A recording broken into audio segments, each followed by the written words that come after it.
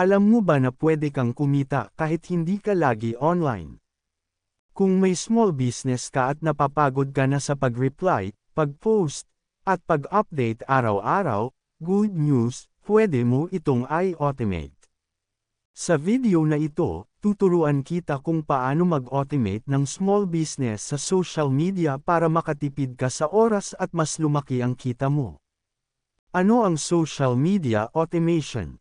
Ang social media automation ay paggamit ng tools at systems para automatic na mag-post, mag-reply, at mag-manage ng inquiries ng customers.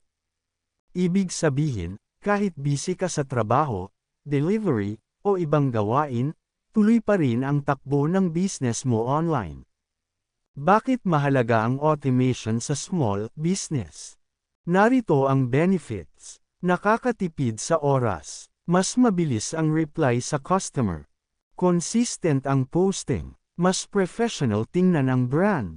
Mas mataas ang chance na makabenta. Kung gusto mong mag-scale ng negosyo, automation is a must. Mga platform na pwede mong i-automate. Sa Facebook, pwede kang gumamit ng auto-reply sa Messenger para sumagot agad sa inquiries. Sa Instagram, pwede kang mag-schedule ng posts at auto-responses sa DMs. Sa TikTok, pwede kang mag-schedule ng content para consistent ang uploads. Step by step paano mag-automate. 1. Mag-set up ng auto-reply.